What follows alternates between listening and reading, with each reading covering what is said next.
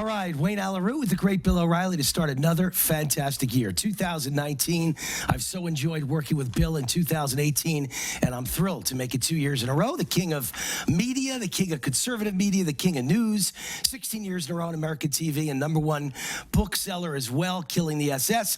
Welcome back to 2019. Bill O'Reilly, Happy New Year. Yeah, I hope the year is a good one for you, Wayne. Thanks for having me back. All right, so good one for you and me, I think. Probably pretty good for the media in general because they've still got Donald Trump to push around and create headlines and get the ratings up.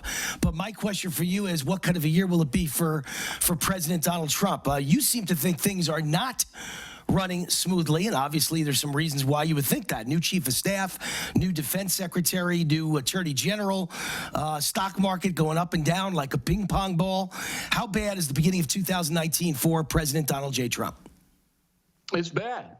No doubt about it. Now you have Mitt Romney, the Senate, new senator from Utah, writing an op-ed in the Washington Post, scorching the president.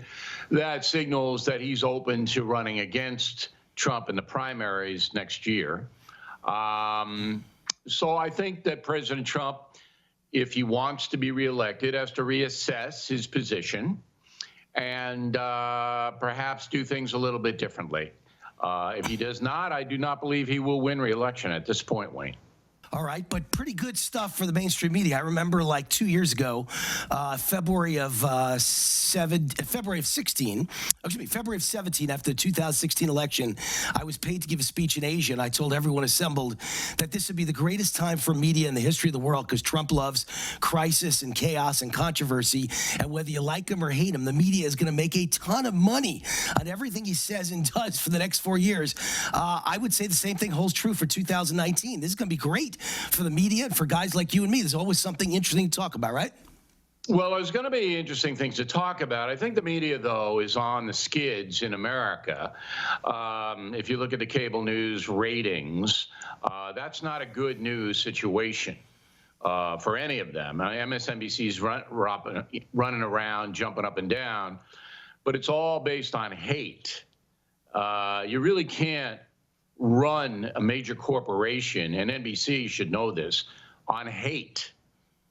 So I see television news in decline.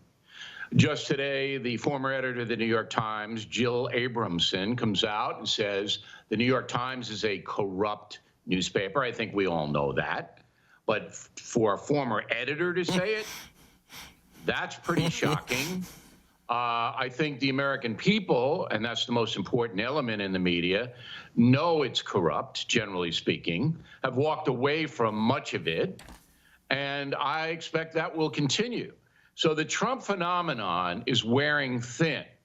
It's wearing thin with some voters, some of his supporters, and it's wearing thin on the media because I'll tell you what, I mean, this is my business. This is what I do for a living. I can't watch most TV news these days. It's insulting my intelligence, and I know it's corrupt. I don't watch it anymore. Yeah, well, I mean, it is corrupt, and it's horrible, and it's depressing. And most of my friends say the same thing. They don't watch, but I still think they're all making a lot of money on Donald Trump by stirring people up with lies and corruption. They're making money now, and they've made money in the first 2 years of the Trump phenomenon. Right. But now they've reached a point of decline because they've, you know, the old saying, the old cliche is, you don't kill the goose that laid the golden egg. Well, they killed the goose by going so far overboard and not seeking the truth about President Trump. They've killed the goose. And that's going to show up in the, now they'll make a comeback in the election year. People will watch in the election year. But 19, I wouldn't be buying media stocks. Yeah, and you're so right. If they were to knock Trump out of office, whether it's be impeachment or whether it be a loss in 2020, boy, will they be sorry the next day, right? They will get no ratings the next day. There'll be nothing to watch. All right, last question would be about the government shutdown. It's got to end, obviously, at some point. So who do you think the big winner is going to be, Bill O'Reilly? No one. No one.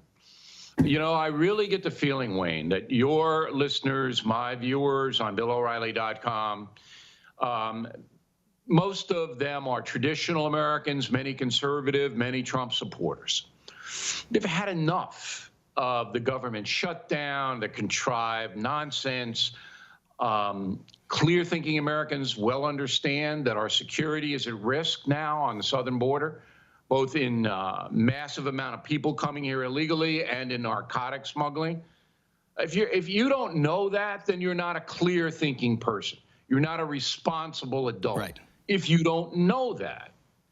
Now, today I read in my liberal newspaper on Long Island, Newsday, that drones should be used instead of a wall. Drones. To somehow stem all this illegal immigration. Drones are going to do it. What are they going to have, death rays coming? I mean, it's so stupid and so dishonest. Are they all morons at Newsday? No. They're just dishonest. They know drones aren't going to solve the problem, or more judges, or more Border Patrol.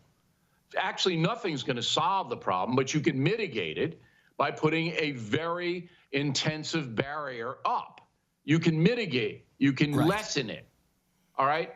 And if anybody's going to say, no, you can't, they're either stupid or lying. And I think that's where we are in America. How many times do I have to read Newsday who's going to tell me that drones are going to do it? I mean, I'd rather have a 3-year-old kid tell me how he would solve the illegal immigration problem.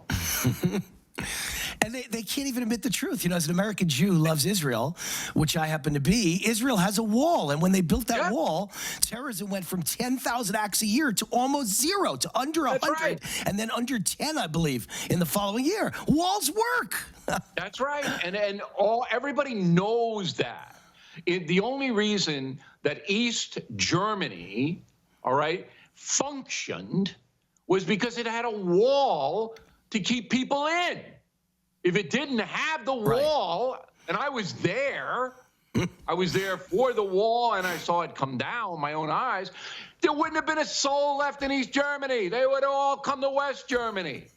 Why do you want to live in a fascist state where you can't even get a banana? All right? So this is just nuts. Walls work. All right, Bill O'Reilly starts off the new year in rare form. I love it. I think you're great, and I think your views are what America needs to hear. Thank you, Bill. All right, Wayne. Happy New Year to you.